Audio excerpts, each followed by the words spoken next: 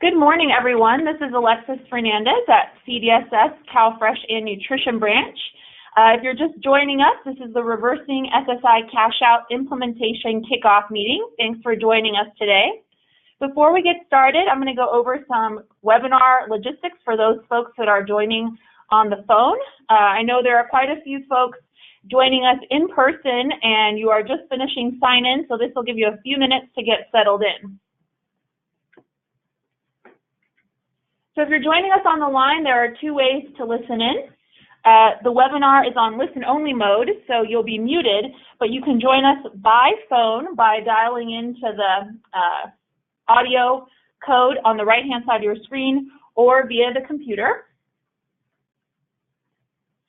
You'll be able to ask questions throughout the live presentation by typing your questions into the question box. The question box is located on the right-hand side of your computer screen in the GoToWebinar bar. We'll address as many questions as possible at the end of the presentation, and we'll follow up on questions that we cannot get to during the live presentation. So please keep those questions coming as you have them. And then just a note that the webinar is being recorded. A link to the recording and all the presentation materials will be posted to our website and sent via email to those who registered for attendance. So now I'm going to hand it off to Kim McCoy-Wade, Branch Chief at the CalFresh and Nutrition Branch here at CDSS. She's going to provide an overview of the agenda and get us all started. Good morning and welcome to all of you on this Monday morning at 9 a.m. for the kickoff of Reversing SSI Cash Out Implementation. We are thrilled to be here with so many partners from the client advocacy community and our county and consortia community. Today we are going to do a couple things. We're going to do a level set on the policy change, all parts of it, the reversing SSI cash out, the supplemental nutrition benefit, and the transitional nutrition benefit, as well as CAPI impacts. And we're going to talk a little bit about the next steps in implementation that go beyond policy to things like outreach and customer experience, and then we'll allow time for Q&A. Before we get into that robust agenda, I want to give our key partners a chance to offer their own brief welcoming remarks. We're joined today by the Californians for SSI Coalition, Leadership Andrew Chain, and County Welfare Directors Association of California, Christiana Smith and Asma Elliott. Andrew? Thank you, Kim. And I just want to say on behalf of the coalition, we appreciate the department hosting this meeting, allowing us to be here. I know there are several folks here in Sacramento and many, many more around the state. And beyond that, we, of course, represent, the million-plus folks on SSI, their caregivers, their families, and we're just so pleased to be beginning this work today. And good morning, everyone. This is Asma Elliott with the County Welfare Directors Association. We do work with all 58 Health and Human Services counties statewide, and we do represent CalFresh staff amongst other program staff, and we are extremely excited to be working with DSS as well as our advocate partners on this big and historic efforts, and we really look forward to everything that's to come from here. And we just really want to thank DSS for all of their hard work and effort on this and for the opportunity to allow us to participate today. Thank you both. And as Esma said, this is a historic moment, and we did just want to take a second before we immediately deep dive into the implementation to pause and acknowledge what a policy milestone this is for seniors and people with disabilities and all Californians in our work together to reduce hunger and increase well-being and opportunity.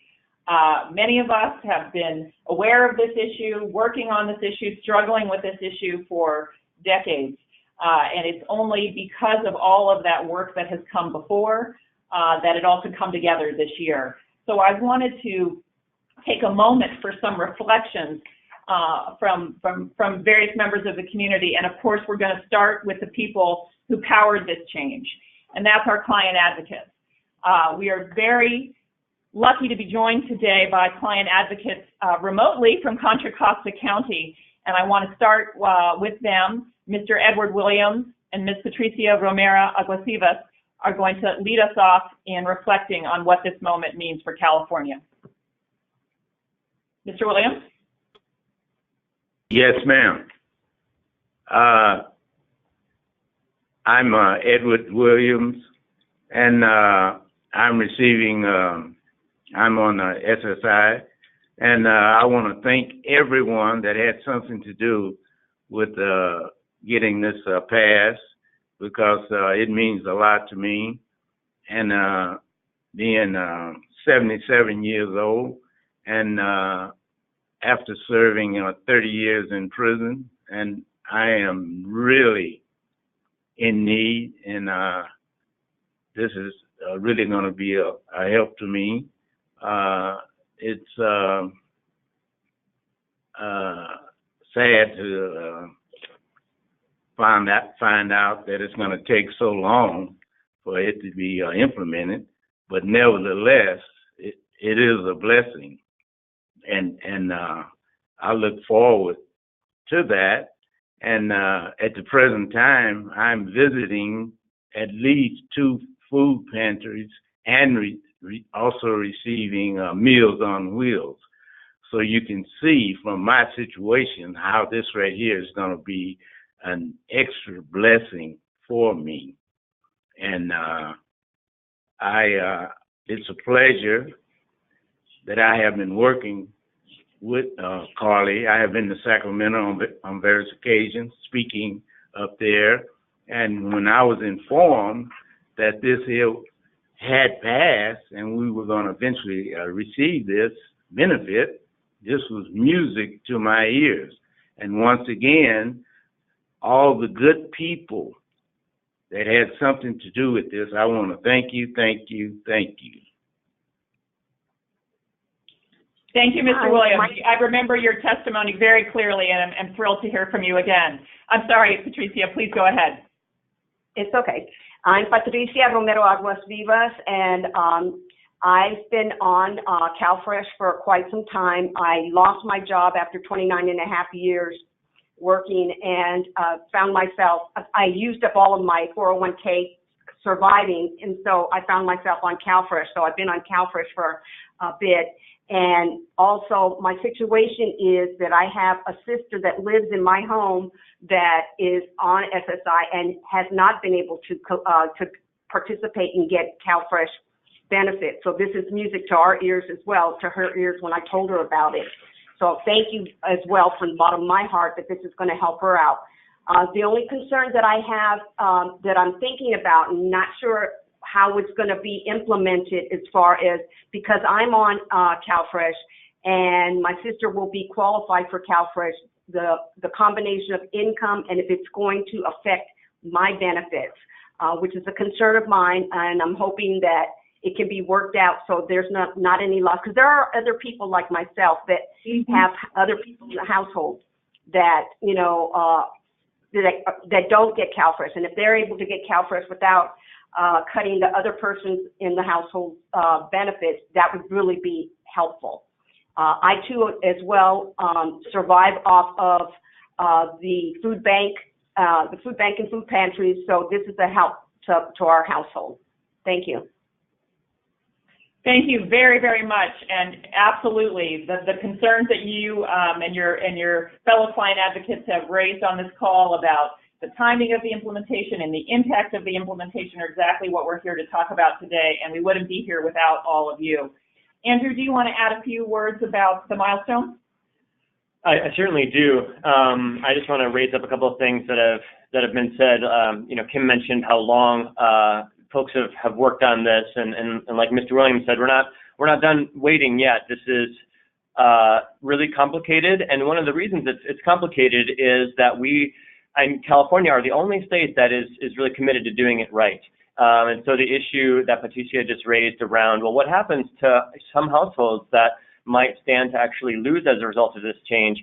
California is the only state in the country that was determined to do it the right way and to hold harmless those households.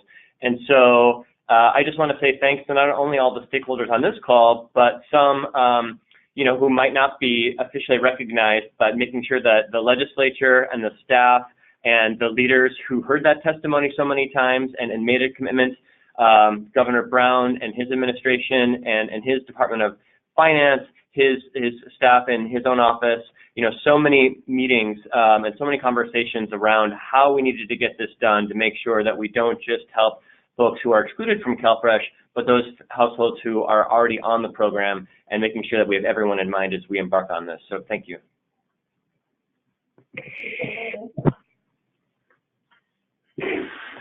This is Christiana Smith from County Welfare Directors Association, CWDA, and again, just want to join everybody in saying thank you to everyone who has participated in getting us to this historic point, and look forward to really working closely with everyone as we move forward and move into implementation. Thanks. This is Kim again. I have to confess, as I was watching a lot of World Cup the last few days, that I was really struck by, once again, the team effort that this has been. Many people making the right pass at the right moment, many people standing in front of the goal, not too many illegal tackles. All in all, a really team effort of a diverse group of folks, not giving up to the overtime and penalty kick stage.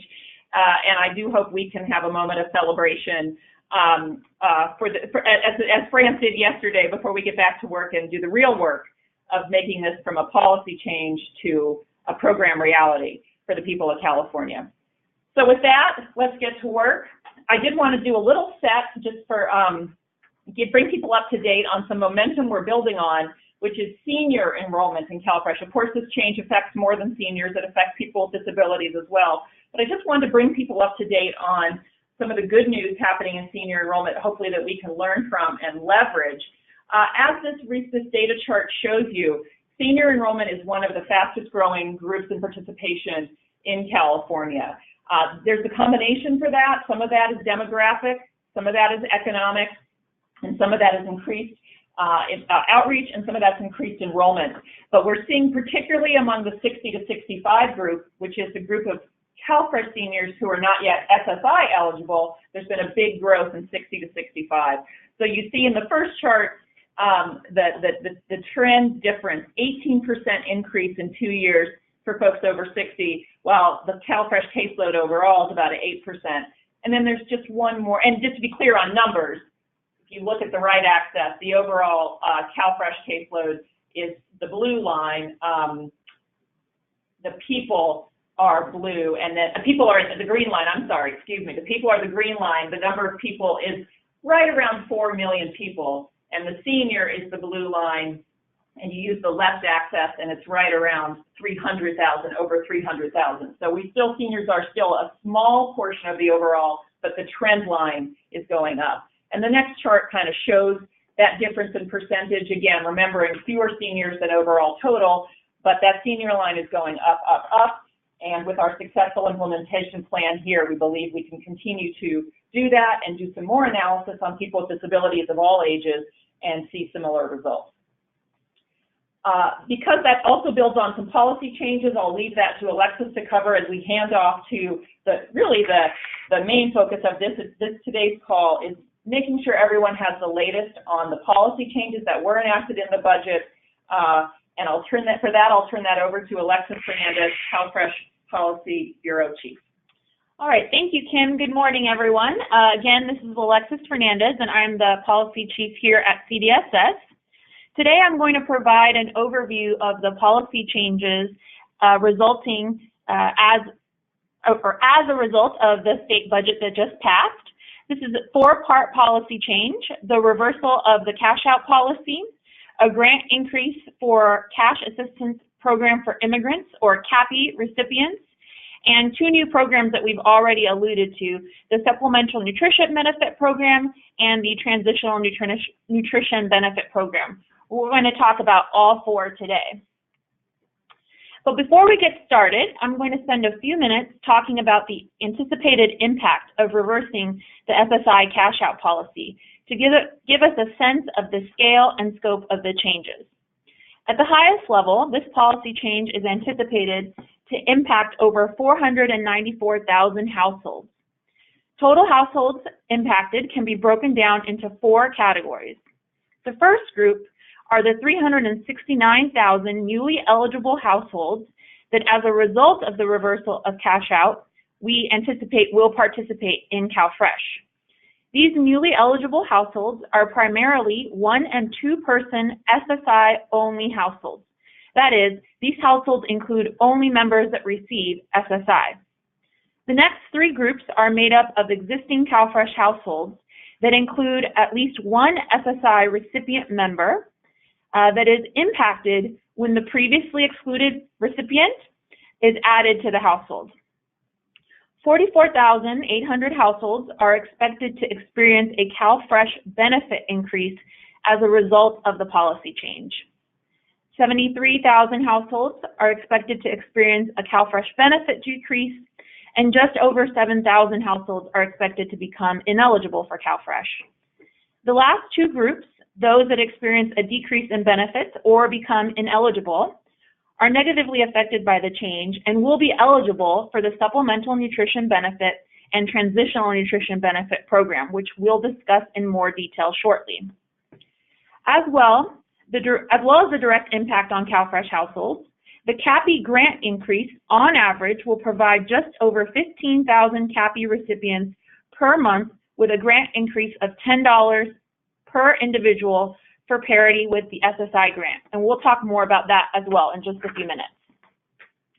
Now that we have a sense of the numbers, let's go into the details of the policy change. So effective June 1st, 2019, or no later than August 1st, we'll talk a little bit about this alternate implementation date, individuals receiving SSI are eligible for CalFresh, providing that all the other eligibility criteria are met. An alternate implementation date, no later than August 1st, may be established if the automation necessary to implement the change is not ready. A date for this determination has not been specified in statute, though of course we all recognize the importance of identifying an implementation date as soon as possible. So we are working on that already. Newly eligible households, again those that include only members that are recipients of SSI, will be able to apply for CalFresh as of the implementation date and moving forward, so June 1st or the alternate. Existing CalFresh households, those that include at least one excluded SSI recipient, will implement the change at their next periodic report, recertification, or based on a voluntary request made by the household anytime after the implementation date. As a practical matter, this provides for a rolling implementation for existing CalFresh households. So what will this change look like? SSI recipients will become included CalFresh household members, and their income, resources, and deductions must be considered when determining the household's CalFresh eligibility. In general, SSI recipients will be determined eligible under current CalFresh rules for elderly and/or recipients with disabilities. This is an important point. SSI recipients will no longer be a special category of household member. In general, they will be treated like all other elderly and/or recipients with disabilities. I say in general because there is one special rule. There's always an exception to every rule, and it's worth highlighting.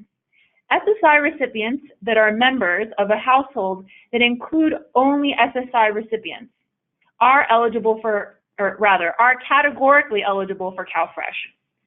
Categorical eligibility does not mean that the household is automatically eligible for CalFresh. Categorical eligibility means that certain first-level eligibility factors do not apply to the household because they have already been determined by the other assistance program, in this case, SSI. Those first-level eligibility factors include things such as gross income, general resource test, social security number. These things have been verified by SSA when applying for SSI. While categorically eligible households, by definition, have met these first-level eligibility factors, CWDs, our counties, must still determine the household benefit level. This may require the household to provide additional information or verification depending on the unique circumstances of the household. A good example is an SSI-only household that has additional earned income that might need to be taken into consideration for determining CalFresh eligibility.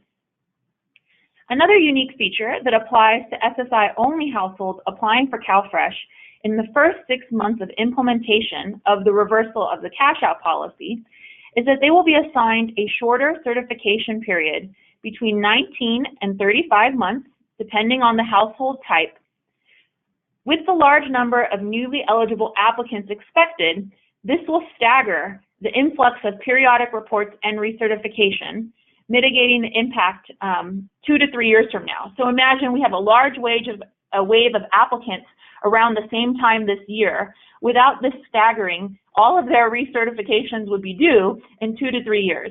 We've staggered that so that the counties are more likely to be able to process those recertifications and periodic reports timely in the out years. To maximize benefits for newly eligible households, I'd like to spend just a few minutes highlighting existing CalFresh policy options that are applicable to households with at least one elderly and/or person with a disability. The first is the excess medical and standard medical deduction. So households that include an elderly and/or person with a disability may claim the excess medical deduction by deducting the actual cost of medical expenses above $35 a month. These households may also claim the standard medical deduction if they verify those $35 in expenses. The standard that can be claimed is $120 per month. This is an important deduction because we do know that many of these newly eligible households may have high medical expenses, and this deduction will help maximize their eligibility for CalFresh benefits each month.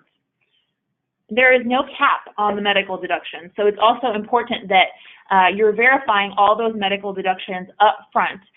The deduction does carry over through the length of the certification period, so it's a little bit of one-time upfront work with a lot of impact for households. The next is the uncapped shelter expense deduction. So households that include an elderly and/or person with a disability shall be able to claim their shelter deduction uncapped. It's important to note that this rule is especially important for those existing CalFresh cases whose only elderly and/or person with a disability member in the past was an SSI recipient. When that SSI recipient becomes an included household member, the household is now able to claim all shelter expenses without a cap.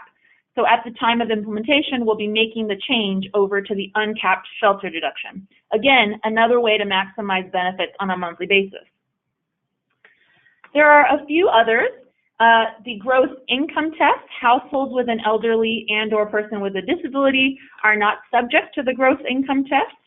Again, this allows for maximum claiming of deductions since we deduct the deductions before calculating your net income. The dependent care deduction, and the key here is to remember that the dependent care deduction, which is also uncapped, can be provided for the care of a child or an elderly or person with a disability, regardless of age. So again, if there are dependent care expenses in the household, we'll want to take those into consideration to maximize those deductions. And then I want to mention reasonable accommodations and the use of authorized representatives. The Americans with Disabilities Act and other laws require that counties provide equal access to people with disabilities by providing those reasonable accommodations. Many individuals who qualify for SSI, SSP will meet the definition of disability under the ADA and California law. CWDs will be prepared to provide accommodations to newly eligible SSI, SSP recipients as necessary. And just a reminder that under CalFresh policy currently, a representative may be authorized to act on behalf of a household in the application process. This is known as the authorized representative. Best practices to consider in providing reasonable accommodations and interview access to the elderly, persons with disabilities, and other vulnerable populations include the use of an authorized rep. There are other rules to consider, but I think this is enough for today. I will just mention them briefly. California does have the Elderly Simplified Application Project. The separate household rule and modified categorical eligibility will all play into this change. We will be highlighting these in greater detail over the coming months as we prepare for implementation, both in terms of outreach and client education and our operations at the county level. All right, as I mentioned earlier, the budget bill also provides for a grant increase for recipients of CAPI. CAPI is the 100% state-funded program that provides monthly cash assistance to aged, blind, and disabled non-citizens who are eligible for SSI, or rather ineligible for SSI, solely due to their immigration status. They have never been impacted by the cash-out policy, and recipients of CAPI have been and will continue to be eligible for CalFresh. The change here is that for parity with SSI recipients, effective the implementation date, CAPI recipients will receive a $10 per person grant increase. This will bring the SSI and CAPI grant amounts into alignment. All right, so we've discussed the reversal of cash out and the CAPI grant increase. Now let's move on to discussing two new state-funded nutrition benefit programs.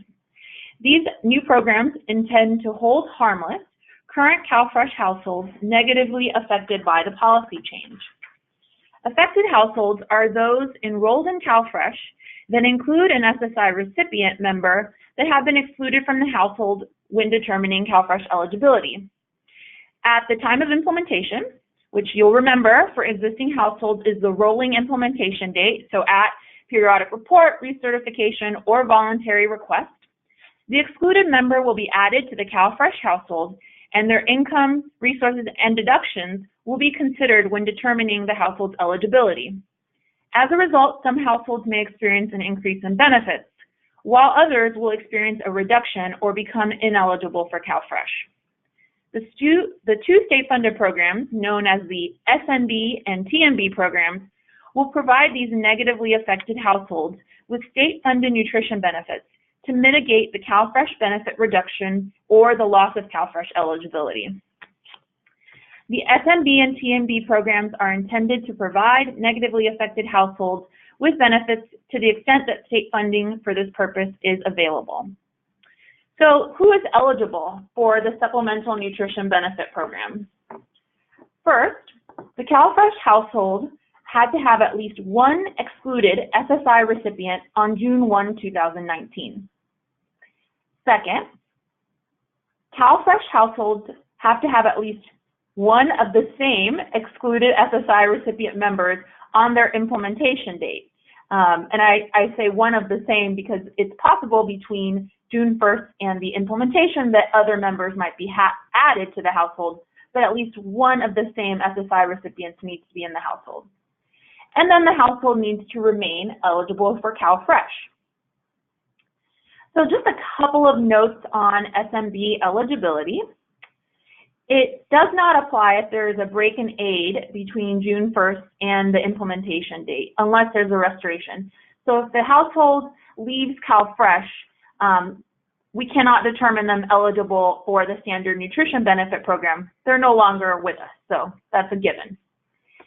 It doesn't apply if different excluded SSI recipient members are in the household, different in terms of the June 1st, 2019 date and the household's rolling implementation date. So again, you have to have at least one of the same SSI recipient members in your household. SMB eligibility is only established at the household's rolling implementation date. In other words, only households that experience a decrease in CalFresh eligibility at the time of the implementation of the reversal of cash out are eligible for SMB. Households that include an SSI recipient member and experience a CalFresh benefit deduction for any reason sometime in the future are not eligible for SMB. So the reduction has to be tied to the implementation of cash out or the reversal of cash out. A program benefit table, which will outline the SMB benefit amount that each household is eligible to receive, is currently under development, but it will provide benefits to SMB eligible households based on their household size and the number of previously excluded SSI recipients at the time of implementation. So now we'll transition to the Transitional Nutrition Benefit Program, and what you'll see is that there are some similarities in program policy, but some key differences. So we'll walk through TMB eligibility. So again, in order to be eligible for the Transitional Nutrition Benefit Program, the CalFresh households has to have at least one excluded SSI SSP recipient member on June 1st. Then, at the household's rolling implementation date, at least one of the same excluded SSI recipient members has to be part of the household.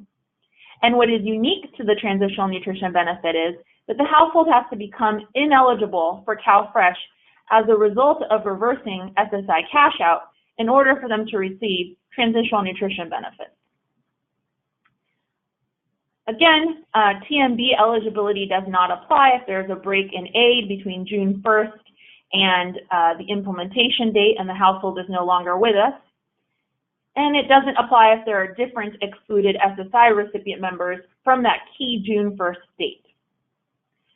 Similar to the SMB, the household must become ineligible for CalFresh at the time of implementation of the reversal of the cash out policy. Households that include an SSI recipient member and become ineligible for CalFresh for any other reason in the future would not be eligible for TMB. The transitional nutrition benefit will also have a benefit table, which is under development and, like SMB, will be based on the household size and the number of previously excluded SSI recipients. All right, so we've covered a lot of information in a short period of time. I'm happy to answer questions during the Q&A, but we're going to stop here, and I'll hand it back to Kim, who's going to highlight a few next steps and lead us into that Q&A session. Thank you, Alexis. And if you do have questions, feel free to start putting them in the chat queue if you're on the webinar, and if you're in person, to jot them down so that we can capture them both on the webinar and then when we're in the room, and be sure and share them back with everyone. So where are we going from here? What are the next steps? Here are the three immediate ones teed up. One, at 10 o'clock today, there is an in-person meeting of client advocates and county consortia and other stakeholder partners to begin diving deeper into our implementation. We've heard a lot on where the policy development is so far, and there will be some discussion on the training and the tools and the automation that follow from that. We also know that outreach is a big topic, and we'll need to work with our food bank partners and our CalFresh outreach partners and our senior and people with disability outreach communities, with government, with CBOs, with digital partners, lots of folks who will want to make sure we get the word out in the right messages to the right people at the right time.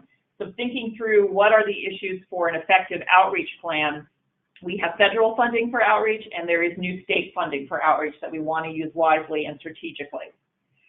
Customer experience is a big priority of everyone.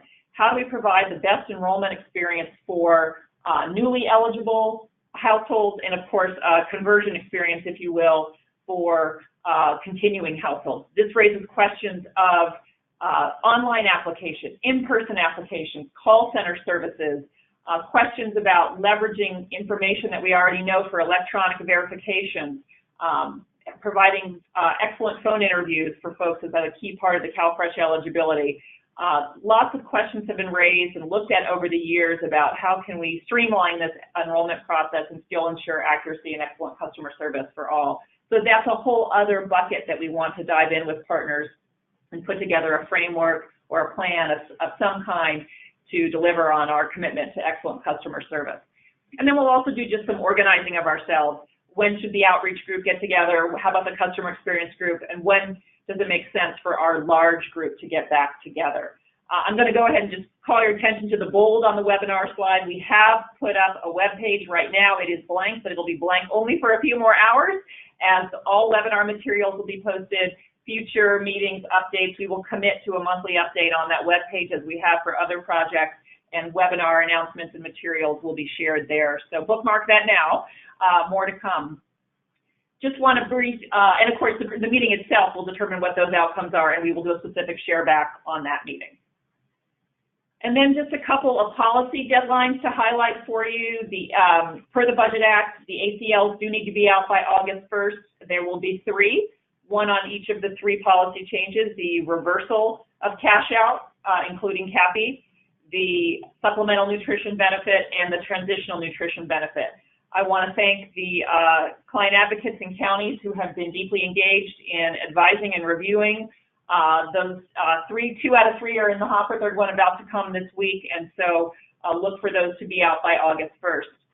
And then our federal partners who have also been part of that World Cup team behind the scenes. We've been talking with both USDA extensively and just have begun our first call with the Social Security Administration to see the partnership possibilities there.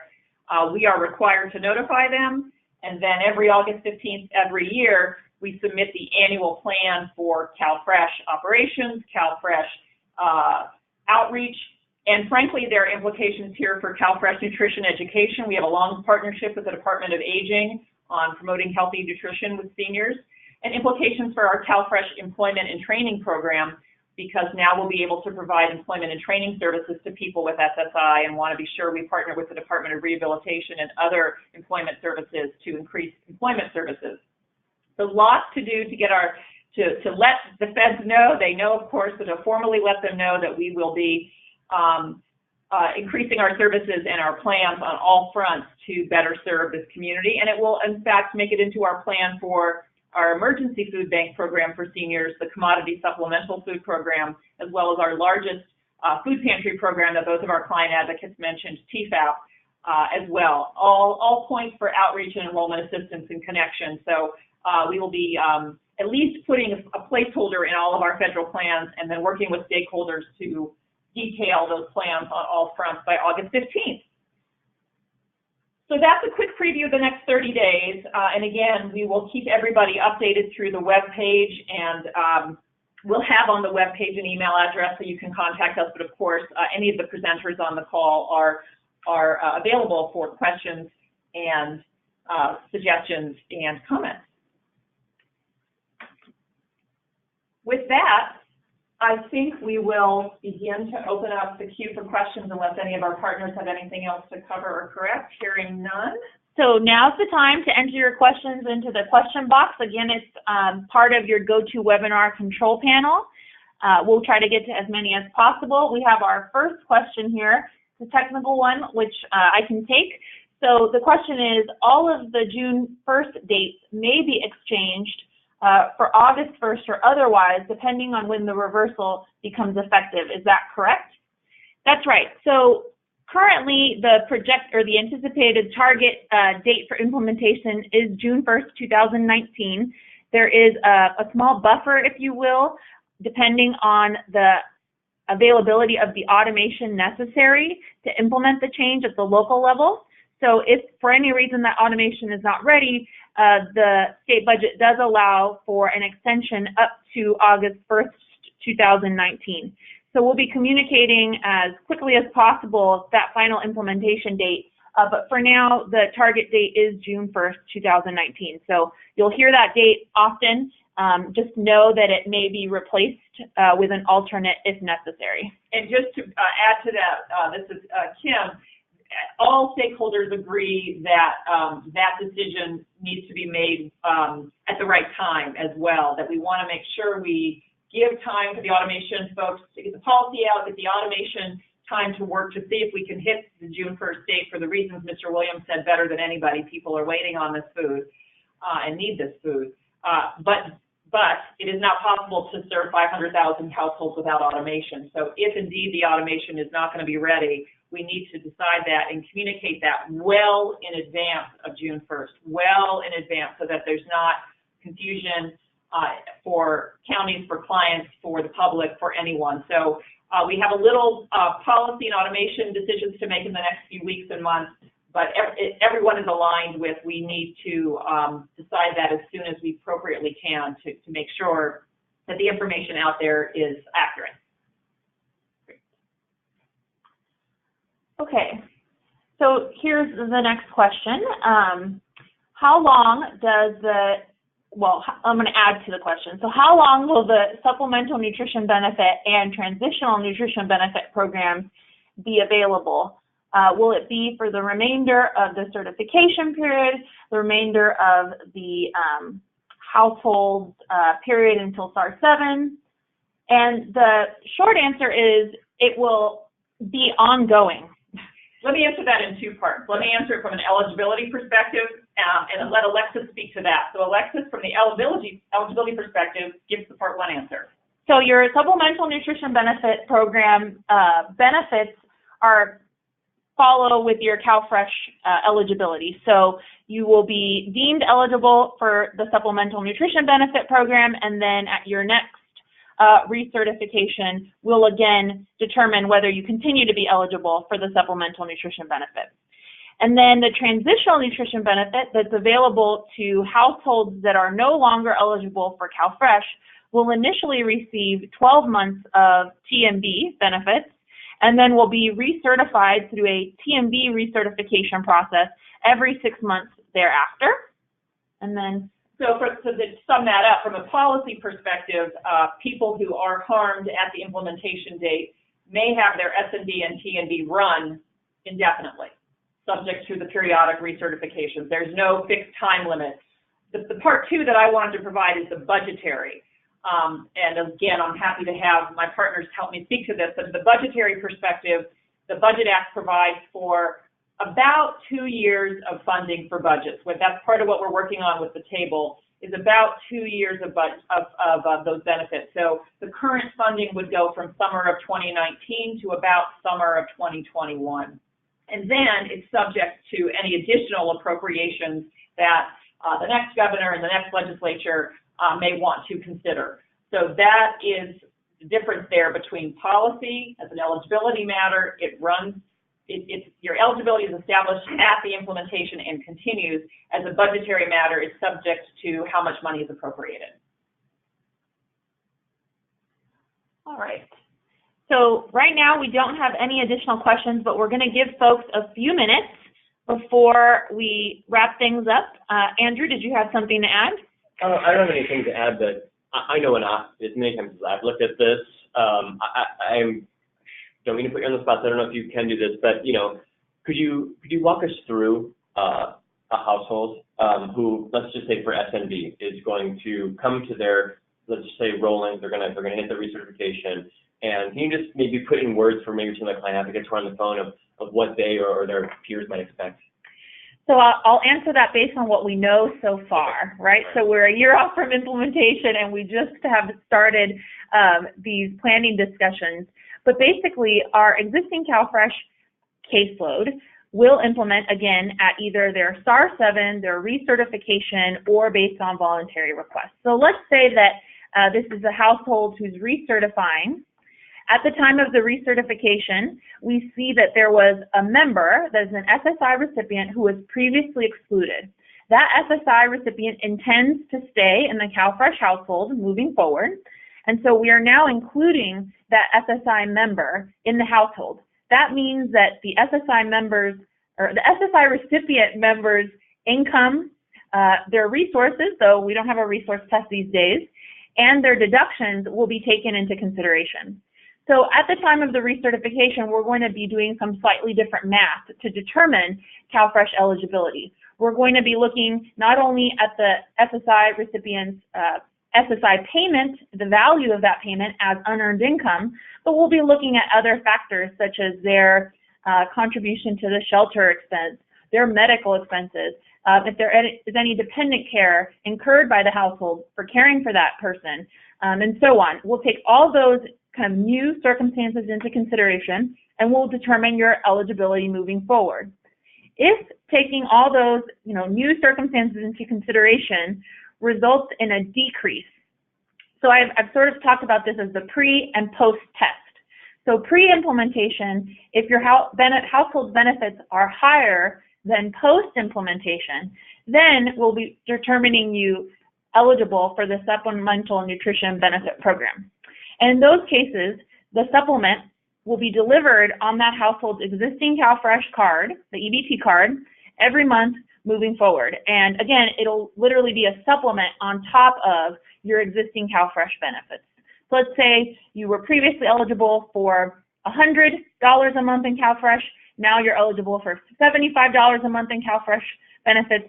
You'll be eligible for the Supplemental Nutrition Benefit Program. How much you're going to get depends on that benefit table that's still under development, but we will be mitigating the loss on average for households. Does that answer your question? I think that's helpful, Okay. just to hear like what might actually happen to people as much as the policy. And then I'll just say that on the transitional nutrition benefit side, it's a very similar scenario, except the pre and post test is you've lost eligibility post-implementation of the change.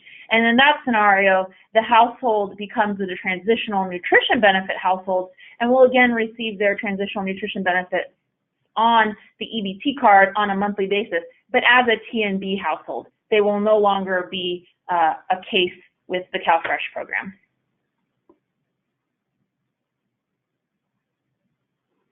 The next question that rolled in was actually Andrew's question, so good job, Andrew and Alexis. I think you captured that. Yes, just choose the first one. All right. And we're just going to give folks another minute here to see if any other questions come in.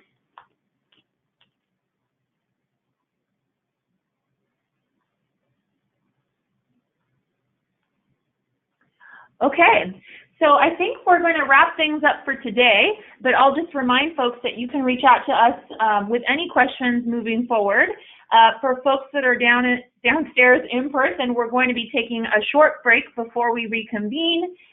Thank you everyone for your participation today. We'll be emailing out the webinar and the recording and the links and more to come.